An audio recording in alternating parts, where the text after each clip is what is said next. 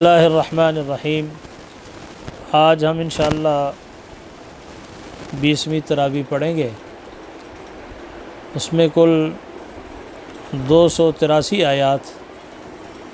تلاوت ہوں گی انشاءاللہ، اور 25واں سپارہ مکمل، اور سورہ شورى حامیم عین سین قاف۔ اس سے پہلے رکوع میں اللہ تعالیٰ نے فرمایا، اسی میں اندر ہے کہ کسی بشر کا یہ مقام نہیں کہ وہ اللہ اس سے روبرو بات کرے، اور اس بات کو یا تو وہی سچے خوابوں کے ذریعے سے اللہ سے کوئی بات ہوتی ہے، لیکن اللہ رب العزت اپنے پیغمبروں کو جو شرف اور عزت عطا فرماتا ہے وحی کے ذریعے سے، تو وہ صرف پیغمبروں کا ہی کام ہے۔ سورہ شورى وَأَمْرُهُمْ شُورَىٰ بَيْنَهُمْ، اس لفظ کی وجہ سے ظاہر ہے کہ اس کا نام بھی سورۃ شورى رکھا گیا ہے۔ اس میں ایک اصولی بات اللہ رب العزت نے یہ بیان فرمائی ہے کہ ہماری زندگی کا جو معمول ہے، جو ہمیں کام کرنے ہیں، کہ باہمی مشاورت جو ہے وہ سب سے اہم چیز ہے، اور جب بھی کسی مسئلے میں مشاورت ہو جائے تو پھر اللہ کی ذات پر توکل کر کے اس کام کو کرنا چاہیے۔ دین اسلام کی حقانیت یہ اپنی جگہ مسلم ہے، اور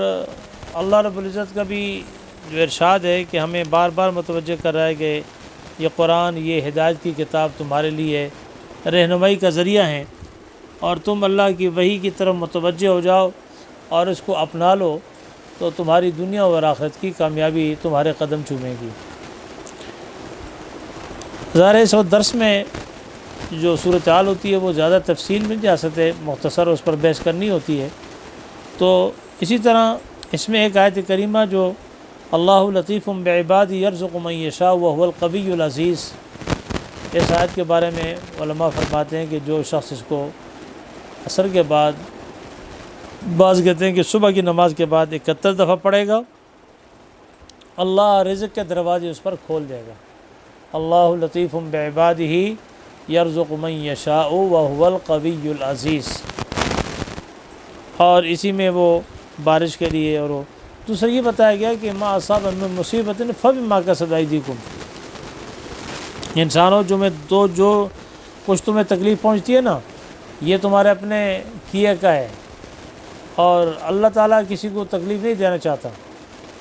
اللہ جو ہے وہ تمام لوگوں کو یہ چاہتا ہے کہ وہ نیک بندے اس کے جو ہے نا وہ اللہ کے نیک بندے بن کر رہیں اور اس کے سامنے سجدہ ریز ہوں۔ اللہ رب العزت کسی بندے کو تکلیف میں مبتلا نہیں کرنا چاہتا، اور انہی میں تو یہ بتایا گیا ہے کہ دین سارا کا سارا اللہ کا ہے۔ سب پورا دین جتنے بھی اس سے پہلے ادیان گزرے ہیں وہ سب کس کے ہیں؟ اللہ کے ہیں۔ ہاں، شریعتیں الگ الگ رہیں، نبوت، رسالت، نبی مختلف آتے رہے، مختلف شریعتیں رہیں، لیکن دین تو وہ اسلام ہی تھا اور سب ایک ہی تھا، اور اللہ نے تمام پیغمبروں کو مبعوث کیا تھا اس لیے کہ وہ جناب دین کے اس کام کو آگے لے کر چلیں۔ سورہ زخرف جہاں شروع ہوتی ہے تو یہ آپ ذہن میں رہے کہ زخرف عربی زبان میں سونے اور زینت کے معنی میں ہے۔ سونا، یہ سونا وہ نیند والا سونا نہیں، سونے اور زینت کے معنی میں ہے، اور اس کا نام سورہ زخرف رکھا گیا ہے۔ اس کا مضمون بھی اصول ایمان ہے، اور اس صورت میں اس کی ابتدا بھی حوامیم کی طرح، جس طرح باقی صورتوں میں حامیم کا ابتدا ہوتی ہے، تو اس کی بھی حامیم والکتاب المبین، حامیم عین سین قاف، حامیم، یہ سب ان کی بھی ابتدا ہوئی ہے، اور نبی کریم صلی اللہ علیہ وسلم کو یہ بات واضح بتا دی کہ کتاب کی قسم کھا کر فرمایا کہ ہم نے اس سے عربی قرآن بنایا ہے تاکہ تم سمجھو، اور یہ قرآن بڑی واضح کتاب ہے اور لکھی ہوئی ہے اور بڑی فضیلت والی ہے۔ تو اللہ نے قدرت نے اس صورت کے اندر جو مختلف چیزیں دی ہیں، بحث فرمائی ہے اس صورت کے اندر کہ یہ آسمان، نیلی چھت، یہ زمین، یہ فرش، یہ بلند و بالا پہاڑ، یہ مٹی، یہ نہریں تحت نظر پھیلے ہوئے، یہ قطرہ قطرہ، یہ ساری چیزیں کس نے بنائی ہیں؟ تو فرمایا کہ یہ ہوتا اللہ نے۔ تو اللہ کی وحدانیت کا اظہار و اقرار کے طور پر یہ ضروری ہوتا ہے کہ ہم ان چیزوں کو سمجھیں، اور انسان کو اب ضرورت صرف اتنی ہے کہ وہ اپنے کانوں کی ان کی طرف متوجہ کرے، اپنے دماغوں کو متوجہ کرے،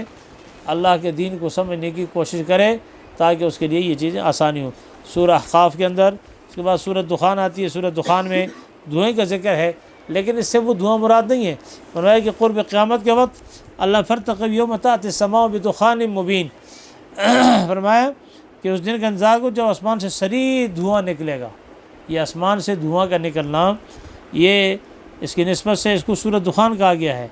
اور اس میں یہ بھی معجزہ اللہ کا ہے کہ اللہ تعالیٰ نے قیامت سے پہلے بہت ساری چیزوں کے بارے میں ہمیں بتا دیا ہے، اور وہی لوگ جو کل کے بیچارے کچھ نہیں تھے، آج اللہ نے ان کو حاکمیت اعلیٰ نصیب فرما دی، یہ قرآن کی عزت و برکت کی وجہ سے ہے۔ سورہ جاسیہ مختصر اس صورت میں بھی اللہ نے فرمایا وَتَرَىٰ كُلُّ أُمَّةٍ جاسیہ، یہ جاسیہ نا جی، یہ تم دیکھو ہر فرقہ کو دیکھو گے کہ وہ گھٹنوں کے بل بیٹھا ہوگا، گھٹنوں کے بل بیٹھا ہوگا، بل، تو یہ جو جاسیہ کا معنی ہے گھٹنوں کے بل بیٹھنا، کیونکہ قیامت کے دن لوگ جو ہے وہ خوف خدا اور ہیبت کی وجہ سے دربار الہی میں گھٹنوں کے بل بیٹھیں گے، گھٹنوں کے بل، اس دن یہ کیفیت ہوگی، اور اس سے اس صورت میں خوفناک منظر کا جو ہے نا بیان ہے، اس لیے اس کا نام سورہ جاسیہ رکھا ہے، ہاں جی، کہ اس دن کیا حالات ہوں گے، تو اللہ اس دن ہم سب کے حالات، ہم سب کے ساتھ اپنے رحم و کرم کا معاملہ فرمائے۔ اس کے بعد سورہ احقاف ہے جی، سورہ احقاف میں اللہ تعالیٰ نے قرآن کریم کی حقانیتوں کو واضح کیا، اور اس میں بہت ساری چیزوں کے ساتھ ساتھ ماں اپنے بچے کو کتنا عرصہ دودھ پلاتی ہے، اور اس کے بعد والدین کے ساتھ حسن سلوک کا کیا ادب احترام کے بارے میں فرمایا گیا ہے۔ تو اس میں سورہ احقاف میں اللہ تعالیٰ نے بڑے اہم مسائل کی طرف ذکر کیا ہے۔ اس میں سے ایک بات ذہن میں رہے کہ نیک بیٹے کے لیے جو انسان کی خواہش ہوتی ہے وہ تین چیزیں ہوتی ہیں، تین دعائیں ہوتی ہیں، نیک بیٹے کی تین تمنائیں کہنے کی ہوتی ہیں۔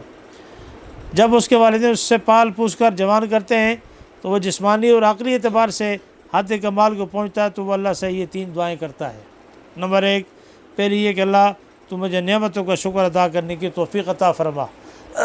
اور دوسرا یہ کہ ایسے اعمال کا کرنا میرے لیے آسان کر جن سے تو راضی ہو جائے، اور تیسرا فرمایا کہ یہ کہ میری اولاد کو نیک بنا دے۔ تو ایسی اولاد اللہ کی طرف سے جنت کا وعدہ ہے کہ اللہ تعالیٰ پھر ایسی جب اولاد دیتا ہے تو وہ ظاہر ہے وہ انسان کے لیے۔ اور دوسرا نمونہ شقی و نافرمان بیٹے کا ہے، یہ تو نیک بیٹے کا نا جی، تو نافرمان بیٹے کی جو اس کی اندر جو باتیں ہوتی ہیں جس کے والدین اس سے قبول کرنے کی دعوت دیتے ہیں، تو شقی بیٹے کا تکبر جو ہے وہ بڑے تکبر سے کہتا ہے کہ اف اف، تم مجھے یہ بتاتے ہو کہ مجھ سے زمین سے زندہ کر کے نکالا جائے گا، حالانکہ بہت لوگ مجھ سے پہلے گزر چکے ہیں۔ مطلب ایک تکبر کی بات ہے یہ چیزیں، تو اللہ کو یہ چیزیں پسند نہیں۔ قوم عاد اور قوم سمود ان کے واقعے کو بیان کر کے ان کے ہلاکت کا ذکر کرنا، امت کو یہ بتانا ہے کہ وہ طاقتور قومیں اور لوگ جو اپنے آپ کو کچھ سمجھتے تھے اور جن کی قوت و طاقت کے ڈنکے بجتے تھے، لیکن اللہ کی قدرت کے سامنے وہ بھی کچھ نہیں ہے، ریزہ ریزہ ہو گئے، ختم ہو گئے۔ تو بھائی آج اگر ہم قرآن اور سنت کو اپنائیں گے، زندگی کے ساتھ جوڑیں گے اور لگائیں گے، تو انشاءاللہ یہ میرے اور آپ کے لیے ذریعہ نجات بنے گا۔ اور اگر سابقہ قوموں کی تاریخ ہمیں بتاتی ہے کہ اگر ہم نے اپنی روش کو نہ بدلا، ان جیسی چلتے رہے اور یہ اللہ کی نافرمانی میں چلتے رہے، تو بعید نہیں کہ وہ حشر ہمارے ساتھ بھی ہو۔ اللہ ہم سب کو ایمان اور عمل کے مطابق عمل کی توفیق نصیب فرمائے۔